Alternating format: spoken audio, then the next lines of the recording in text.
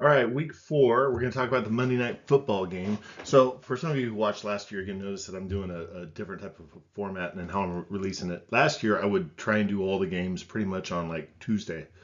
This year, I'm trying to spread it out throughout the week. I'm also trying to get more subscribers. So, if you can, I'd love it if you subscribe and drop me a note and questions, and so we'll go on from there. So, with that, Detroit is favored by 4. And that seems like a big point spread to me. To honestly tell you the truth, it's that first spot where you got to kind of pause is at 3 points, and this is a little bit beyond that. The model is favoring Seattle. However, I would also point out this is week 4, and if you look at who uh, Seattle's played, a weak Denver team, a weak New England team, and a Tua-less Dolphins, as opposed to the Lions have played a decent Rams team. They lost to a good Buccaneers team, and they played what looks to be a fairly good Arizona team. So this is one where I'm going to go against the model, against my better judgment, because every time I do that, it seems to not pay off for me, as my son commonly points out. However, again, it's week 4. Seattle, they've got some strong points. That they so far they're doing good against the rush, which we'll see how that offsets the offensive rushing up here. Uh, Detroit has not had. They're not showing a strong passing game, but that can change pretty quick.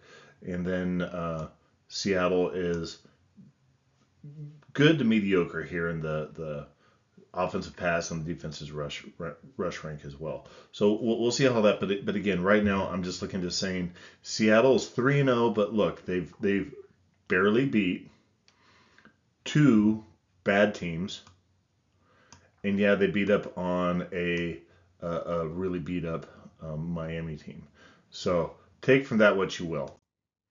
So let's go ahead and take a look at what the model is saying what the numbers are. So it's and again, the model is saying that it's pretty much dead even. 20-20 is about what it came up with, or 21-20. So if I'm uh, uh, doing the accommodation to where I think the model just doesn't have enough data because of the strength of schedule so far, which I think is a reasonable accommodation, by the way. You're going to look at this and say, okay, I've got uh, a Seattle team that should be putting up around 200 yards passing and getting right around 100 yards rushing. That doesn't seem too bad. Meanwhile, we're showing Detroit having a more of a balanced attack, more of that rushing, which oftentimes is going to favor that. And if you're looking at having more plays, I do think that Jared Goff I think he's a better quarterback than 155 yards. I would actually expect Jared Goff to be more up here that 220 to 230. We'll see how that plays out.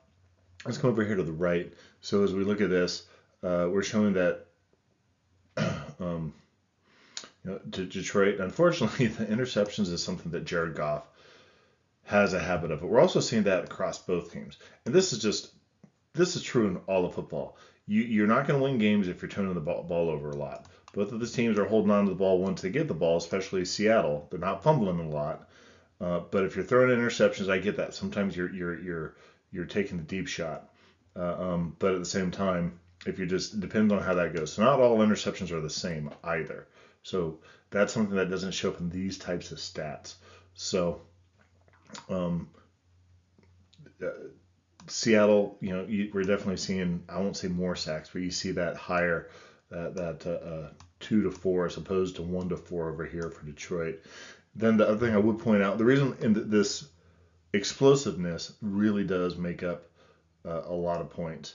So I would say, yeah, they've been more explosive, and it's showing that they get more explosive plays against Detroit, but at the same time, um, I'm trying to consider that look at who they've played aspect.